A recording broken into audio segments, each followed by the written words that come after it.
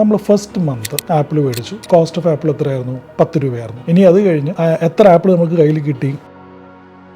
എല്ലാവർക്കും ഈ ഒരു ഫോളിംഗ് മാർക്കറ്റിലുള്ള ഒരു ക്വസ്റ്റ്യൻ എന്ന് പറഞ്ഞാൽ SIP കണ്ടിന്യൂ ചെയ്യണോ സ്റ്റോപ്പ് ചെയ്യണോ എന്നുള്ളതാണ്. അതിന്റെ ഉത്തരമാണ് നമ്മൾ ഇന്ന് ഈ വീഡിയോയിൽ അറൈവ് ചെയ്യാൻ ട്രൈ ചെയ്യുന്നത്. എല്ലാവർക്കും വീണ്ടും മറ്റൊരു ഇൻഫോർമേറ്റീവ് വീഡിയോയിലേക്ക് വീണ്ടും സ്വാഗതം. എൻ്റെ പേര് തോമസ് ആണ്. നമ്മൾ ഫൈനാൻഷ്യൽ കോണ്ടന്റ് ആണ് പ്രിഡോമിനന്റ്ലി നമ്മൾ ഈ ചാനലിൽ ചെയ്യുന്നത്. ഓൺടർപ്രണർഷിപ്പ്, മ്യൂച്വൽ ഫണ്ട്സ്, സ്റ്റോക്സ്, അങ്ങനെ പല അനാലിസിസ് കാര്യങ്ങളും നമ്മൾ ഈ വീഡിയോയിൽ ഈ ഒരു ചാനൽ ചെയ്യുന്നുണ്ട്. അപ്പോൾ നിങ്ങൾ ഫസ്റ്റ് ടൈമാണ് എന്നെ കാണുന്നെങ്കിൽ, ഈ ചാനൽ ഫസ്റ്റ് ടൈമാണ് കാണുന്നെങ്കിൽ definitely go ahead and subscribe to the channel and also press the bell icon so that you will be getting all my further videos as well. ഇനി അതല്ലാതെ നമ്മുടെ ഒരു NISM സർട്ടിഫൈഡ് ആയിട്ടുള്ള റിസർച്ച് ആനലിസ്റ്റ് ആയിട്ട് നിങ്ങൾക്ക് ഒരു ഫ്രീ 15 minutes മീറ്റിംഗ് വേണമെങ്കിൽ താഴത്തെ ഒരു ഗൂഗിൾ ലിങ്ക് ഞാൻ കൊടുത്തിട്ടുണ്ട്. ആ ഗൂഗിൾ ലിങ്ക് ഫില്ല് ചെയ്യുക. ടിൽ March 31st അത് നിങ്ങൾക്ക് ഒരു ഫ്രീ 15 minute സെഷൻ ഉണ്ടാവും. നിങ്ങളൊരു എക്സിസ്റ്റിംഗ് ഇൻവെസ്റ്റർ ആണെങ്കിൽ നിങ്ങളുടെ മ്യൂച്വൽ ഫണ്ട് പോർട്ട്ഫോളിയോ ഉണ്ട് പ്രോസ് ആൻഡ് കോൺസ് മനസ്സിലാക്കാനും അതിന്റെ കോസ്റ്റ് എങ്ങനെ റെഡ്യൂസ് ചെയ്യണമെന്നും റിട്ടേൺസ് എങ്ങനെ എൻഹാൻസ് ചെയ്യണം എന്നുള്ളതും നമുക്ക് ആ മീറ്റിംഗിലൂടെ മനസ്സിലാക്കാം. പക്ഷേ നിങ്ങളൊരു പുതിയൊരു ഇൻവെസ്റ്റർ ആണ്, നിങ്ങൾ ഇൻവെസ്റ്റ് ചെയ്ത് തുടങ്ങുന്നേ ഉള്ളൂ എങ്കിൽ അതിന്റെ ബേസിക് കാര്യങ്ങൾ ഒരു 15 minutes സെഷനിൽ മനസ്സിലാക്കി നിങ്ങൾക്ക് അറിവോടുകൂടി അത് ഇൻവെസ്റ്റ് ചെയ്യാം. അപ്പോൾ അതിനുവേണ്ടി ആ ഗൂഗിൾ ഫോം ഫില്ല് ചെയ്യുക. അതിന്റെ തൊട്ട് താഴെ തന്നെ എൻ്റെ വാട്സ്ആപ്പ് ചാനലിൽ ലിങ്ക് ഞാൻ കൊടുത്തിട്ടുണ്ട്. അതിനകത്ത് നമ്മൾ സ്റ്റോക്ക് മാർക്കറ്റിന്റെയും എക്കണോമിക്സിനെ കുറിച്ചുള്ള പല ക്യൂറേറ്റഡ് ആയിട്ടുള്ള ഇൻഫർമേഷൻസ് നമ്മൾ അതിനകത്ത് ഷെയർ ചെയ്യുന്നതായിരിക്കും. അപ്പോൾ ആ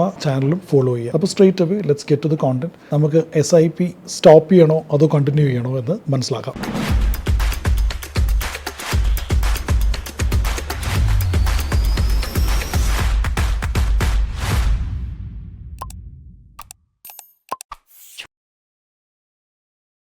അപ്പോൾ SIP സ്റ്റോപ്പ് ചെയ്യണോ കണ്ടിന്യൂ ചെയ്യണോ എന്ന് മനസ്സിലാക്കണമെങ്കിൽ ആദ്യം SIP എങ്ങനെയാണ് വർക്ക് ചെയ്യണമെന്ന് മനസ്സിലാക്കണം. എങ്ങനെയാണ് SIP വർക്ക് ചെയ്യണമെന്ന് നിങ്ങൾ പലവർക്കും എന്തായാലും അറിയാൻ പറ്റും, കാരണം പലരും SIP ചെയ്യുന്നതാണ്. പക്ഷേ റുപ്പി കോസ്റ്റ് ആവറേജിങ് ഏറ്റവും സിംപ്ലസ്റ്റ് ടേംസിൽ നമുക്കിപ്പോൾ ഈ ഒരു പിക്ചറിലൂടെ ഈ ഡയഗ്രാമിലൂടെ ഒന്ന് മനസ്സിലാക്കാം. അത് ആദ്യം മനസ്സിലാക്കിയിട്ട് നമുക്ക് ഡിറൈവ് ചെയ്യാം SIP സ്റ്റോപ്പ് ചെയ്യണോ വേണ്ടതെന്ന്. അപ്പോൾ നമ്മൾ വളരെ സിമ്പിൾ ടേംസിൽ പറയുകയാണെങ്കിൽ stock market, Nifty, small cap, mid cap, ഈ കഥകളൊക്കെ വിട്ടോളൂ. നമ്മൾ ഏറ്റവും സിംപ്ലസ്റ്റ് ടേംസിൽ പറയുകയാണെങ്കിൽ നമ്മളൊരു ആപ്പിൾ മേടിക്കാൻ പോവുകയാണെന്ന് വിചാരിക്കുക. ആ ആപ്പിളിന്റെ കോസ്റ്റ് ഇന്ന് 10 രൂപയാണെന്ന് വിചാരിക്കുക. ഓക്കെ, എന്നിട്ട് നമ്മൾ ഡിസൈഡ് ചെയ്തിരിക്കുകയാണ് അടുത്തൊരു 5 മാസത്തേക്ക് നമ്മൾ കണ്ടിന്യൂസ് ആയിട്ട് 1000 രൂപ വെച്ച് എല്ലാ മാസവും 1000 രൂപ വെച്ച് അടുത്ത 5 മാസത്തിലേക്ക് നമ്മൾ ഈ ആപ്പിൾ മേടിക്കാൻ പോവാണ് 10 രൂപയ്ക്ക്. ഓക്കെ, ആപ്പിളിന്റെ വിലയ്ക്ക് എന്ത് സംഭവിക്കും എന്നുള്ളതൊക്കെ regardless of that we are going to buy apple എന്ന് നമ്മൾ ചിന്തിക്കുകയാണ്. അങ്ങനെ വരുമ്പോഴത്തേക്കും ഇനി നമ്മൾ സ്ക്രീനിലേക്ക് ഒന്ന് കിടക്കാം. ഈ സ്ക്രീനിനകത്ത് നിങ്ങൾ ശ്രദ്ധിച്ച് നോക്കുകയാണെങ്കിൽ നമ്മൾ ഫസ്റ്റ് മന്ത് ആപ്പിൾ മേടിച്ചു. കോസ്റ്റ് ഓഫ് ആപ്പിൾ എത്രയായിരുന്നു? 10 രൂപയായിരുന്നു. ഇനി അത് കഴിഞ്ഞ് എത്ര ആപ്പിൾ നമുക്ക് കയ്യിൽ കിട്ടി? 100 കിട്ടി. കാരണം നമ്മൾ 1000 രൂപയാണ് ഇൻവെസ്റ്റ് ചെയ്തത്. അപ്പോൾ 1000 രൂപ ഇൻവെസ്റ്റ് ചെയ്യുമ്പോൾ 1000 divided by 10 is 100. Okay,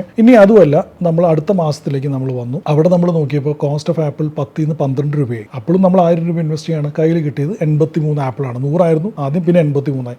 month 3ലേക്ക് പോയി നമ്മൾ 8 രൂപ, അതായത് ആപ്പിളിന്റെ കോസ്റ്റ് മന്ത് 3 വന്നപ്പോഴത്തേക്കും 8 രൂപയായി. അപ്പോൾ എന്ത് സംഭവിച്ചു? ആപ്പിളിന്റെ കോസ്റ്റ് എന്ന് പറയുന്നത് നമുക്ക് റിലേറ്റീവ്ലി മാർക്കറ്റിനെ വേണമെങ്കിൽ ചിന്തിക്കാം. മാർക്കറ്റ് താഴെ വന്ന പോലെ ആപ്പിളിന്റെ കോസ്റ്റും താഴെ വന്നു, 8 രൂപയായി. അപ്പോഴും നമ്മൾ 1000 രൂപയാണ് ഇൻവെസ്റ്റ് ചെയ്യുന്നത്. പക്ഷെ അപ്പോൾ എന്ത് സംഭവിച്ചു? നമുക്ക് ആദ്യം 100 രൂപ കിട്ടിയെടുത്ത് നമുക്ക് 125 ആപ്പിൾ നമ്മുടെ കൈ കിട്ടി, അല്ലേ? അപ്പോൾ നമുക്ക് ഇനി അടുത്ത ഒരു മന്ത് 4ലേക്ക് പോകുമ്പോഴത്തേക്കും വീണ്ടും ആപ്പിളിന്റെ കോസ്റ്റ് താഴെ വരികയാണ്. 6 രൂപയാവുകയാണ് ആപ്പിളിന്റെ കോസ്റ്റ്. മാർക്കറ്റ് വീണ്ടും താഴെ വരികയാണ്. അപ്പോഴും നമ്മൾ എന്ത് ചെയ്യണം? അപ്പോഴും നമ്മൾ 1000 രൂപയ്ക്ക് ആപ്പിൾ മേടിക്കുകയാണ്. അപ്പോഴും നമുക്ക് ഒരു സർട്ടൻ നമ്പർ ഓഫ് ആപ്പിൾസ് നമ്മുടെ കൈ കിട്ടും. എത്രയാണ്? നമുക്ക് ആദ്യം 100 കിട്ടിയെടുത്ത് ഇവിടെ 166 ആപ്പിളാണ് കിട്ടുന്നത്. 66% കൂടിയിരിക്കുകയാണ് നമ്മുടെ ആപ്പിൾ കൈ കിട്ടുന്നത്, അല്ലെ? ഇനി അടുത്ത മാസത്തിലേക്ക് നമ്മൾ പോവാണ്, 5ാം മാസത്തിലേക്ക്. And there you find that Apple's cost has gone up. Okay, അപ്പോൾ 11 രൂപയായി. അപ്പോഴും നമ്മൾ 1000 രൂപയ്ക്ക് ആപ്പിൾ മേടിക്കുകയാണ്. അപ്പോഴും നമ്മുടെ കയ്യിൽ 90 ആപ്പിൾസ് നമുക്ക് കിട്ടുന്നുണ്ട്. അപ്പോൾ 5 മാസം നമ്മൾ 5000 രൂപ ആണ് ഇൻവെസ്റ്റ് ചെയ്തിരിക്കുന്നത്. നമ്മുടെ കൈ കിട്ടിയ ആപ്പിൾ എന്ന് പറയുന്നത് 564 ആപ്പിളാണ്.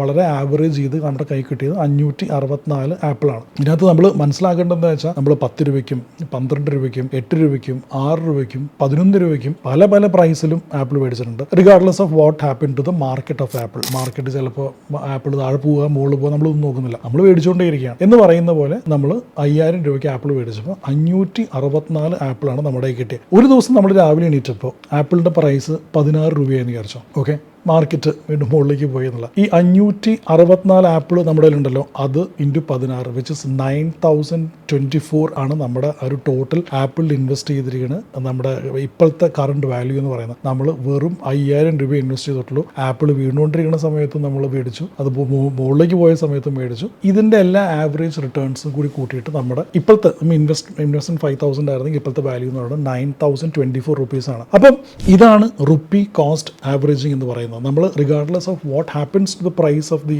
Asset we are keeping on buying it in regular intervals. ഭയങ്കര എക്സൈറ്റിംഗ് ആയിട്ടുള്ള സാധനമായിരിക്കില്ല, കാരണം we don't get the excitement that നമ്മൾ കറക്റ്റ് സമയത്ത് മേടിക്കാൻ പറ്റി, അതുപോലെ നമുക്കൊരു എഫർമേഷൻ ഒന്നും കിട്ടില്ലായിരിക്കും. പക്ഷേ ഒരു ഓട്ടോമേറ്റഡ് പ്രോസസ്സിൽ നമ്മൾ ആ അസറ്റ് മേടിച്ചുകൊണ്ടിരിക്കുമ്പോൾ പല പല പ്രൈസിലും അത് നമ്മൾ മേടിച്ചിട്ട് നമ്മുടെ അഗ്രിഗേറ്റ് ആയിട്ടുള്ള റിട്ടേൺസിനാണ് ആ ഒരു മോഡ് ഓഫ് ഇൻവെസ്റ്റ്മെന്റിനാണ് റുപ്പി കോസ്റ്റ് ആവറേജിങ് എന്ന് പറയുന്നത്. ഇനി നമുക്ക് മാർക്കറ്റിലേക്ക് വരാം. ഇനി മാർക്കറ്റിലേക്ക് വരുമ്പോഴത്തേക്കും നമുക്ക് മനസ്സിലാക്കാം നിഫ്റ്റി 13% ഫോൾ ചെയ്തു. അപ്പോൾ 13% ക്രിട്ടിക്കൽ ഫോൾ, ഇനിയും ചിലപ്പോൾ ഫോൾ ചെയ്തേക്കാം. അതുപോലെ തന്നെ സ്മോൾ ക്യാപ്പ് നോക്കുകയാണെങ്കിൽ ഞാൻ സ്ക്രീൻ ഒന്ന് ഷെയർ ചെയ്യാം.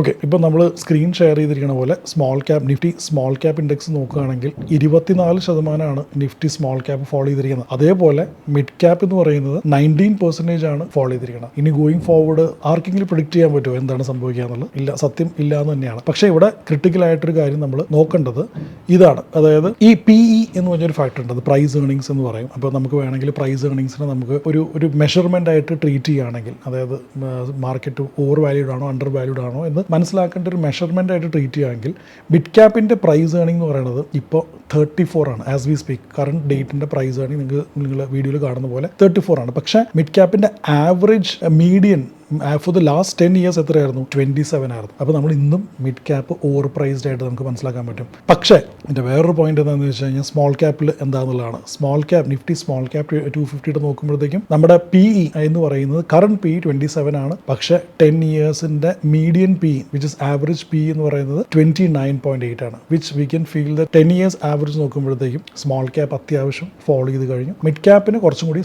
ഫോളോ ചെയ്യാനുള്ള സ്പേസ് ചിലപ്പോൾ ഇവിടെ ഉണ്ടായി എന്ന് വരാം. അപ്പോഴും നമ്മൾ മുമ്പ് ആപ്പിളിന്റെ കഥ പറഞ്ഞ പോലെ മിഡ് ക്യാപ്പ് ഫോളോ ചെയ്തുകൊണ്ടേ ഇരിക്കുകയാണ്, ചിലപ്പോൾ ഇനിയും ഫോളോ ചെയ്യാം. എന്താണ് നമ്മൾ ആപ്പിളിന്റെ കേസ് ചെയ്തത്? വി സ്റ്റേഡ് ഓൺ ഇൻവെസ്റ്റിംഗ് അല്ലെ, എല്ലാ മാസം നമ്മൾ ഇൻവെസ്റ്റ് ചെയ്തുകൊണ്ടിരുന്നു. അപ്പം regardless of what happens to the asset that you are buying, നമ്മുടെ ഒറിജിനൽ തോട്ട് എന്താണ്?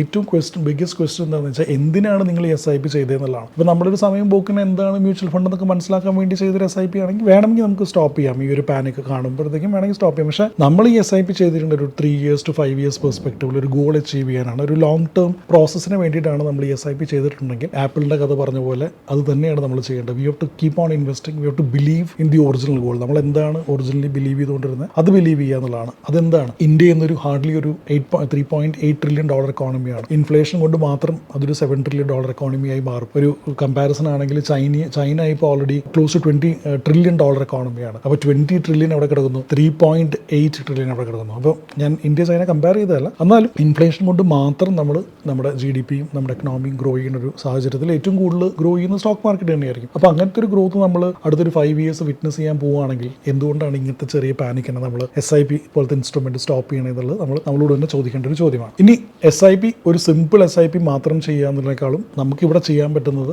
ഈ ഒരു പീക്ക് മാർക്കറ്റ് സിറ്റുവേഷനിൽ may be what we could have thought of, എല്ലാം ഹൈൻസൈഡ് ഇന്റലിജൻസ് ആണല്ലോ, പുറകിൽ നിന്ന് ചിന്തിക്കുമ്പോഴാണ് എല്ലാം ഇന്റലിജന്റ് ആയിട്ട് തോന്നുള്ളൂ. അപ്പോൾ നമുക്ക് one option that we could always think of is running an SIP ആണ് ലിക്വിഡ് ഫണ്ട്. ലിക്വിഡ് ഫണ്ടിൽ ഒരു 6% 7% റിട്ടേൺസ് കിട്ടുന്ന സമയത്ത് എന്തിനാണ് SIP റൺ ചെയ്യണമെന്നൊരു ചോദ്യം നിങ്ങൾക്ക് ഉണ്ടാവും. അപ്പോൾ റുപ്പി കോസ്റ്റ് ആവറേജിങ് പ്ലേ ആവത്തുമില്ല, കാരണം അത് വലിയ ഫ്ലക്ച്വേറ്റിംഗ് അല്ല. പക്ഷേ വാട്ട് ദാറ്റ് ഡസ് ഇസ് നമ്മൾ അറിയാതെ പോലും നമുക്കൊരു കോർപ്പസ് ലിക്വിഡ് ഫണ്ട് ക്രിയേറ്റ് ചെയ്യാൻ പറ്റും. അപ്പോൾ മാർക്കറ്റ് ഭയങ്കരമായിട്ട് കറക്റ്റ് ചെയ്യുകയാണെങ്കിൽ അത് കുറച്ചൊക്കെ നമുക്കൊരു മാർക്കറ്റിൻ്റെ എല്ലാ കറക്ഷൻസും അഡ്വാൻറ്റേജ് എടുക്കുന്ന രീതിയിൽ നമുക്ക് SIPs മാനേജ് ചെയ്ത് പോകാനും ലിക്വിഡ് ഫണ്ട് SIP ഹെൽപ്പ് ചെയ്യാറുണ്ട്. അതുപോലെ തന്നെ SIP റൺ ചെയ്തുകൊണ്ടിരിക്കുമ്പോൾ അത്യാവശ്യം പ്രോഫിറ്റ്സ് ഏൺ ചെയ്യുന്ന ഒരാളാണ് നിങ്ങളെങ്കിൽ, ലെറ്റ്സ് സേ ഒരു 15% അബവ് നിങ്ങൾക്ക് ഓൾറെഡി പ്രോഫിറ്റ് വന്നവരാണെങ്കിൽ പാർഷ്യലി ഒരു ഫിനാൻഷ്യൽ ഇയറിൽ 1.25 lakhs വരെ നമുക്ക് എല്ലാവർക്കും അറിയാം എക്സംഷൻ ഉണ്ട് സ്റ്റോക്ക് മാർക്കറ്റ് പ്രോഫിറ്റ്സ് എന്ന്. അപ്പോൾ പാർഷ്യലി നിങ്ങളുടെ പ്രോഫിറ്റ്സ് ബുക്ക് ചെയ്യലും അതുപോലെ തന്നെ അത് റീഇൻവെസ്റ്റ് ചെയ്യുന്നതിനെ കുറിച്ചും SIP ഇൻസ്ട്രുമെന്റ്സിൽ നമുക്ക് ഡെഫിനറ്റ്ലി ചിന്തിക്കാവുന്നതാണ്. അപ്പോൾ ലോങ് സ്റ്റോറി ഷോർട്ട്, ഈ market ഫോളിൽ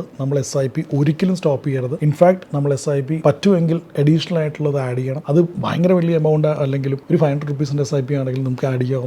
That will only help us build our wealth. Thank you so much for watching once again. Thomas Verghese signing off. Bye bye.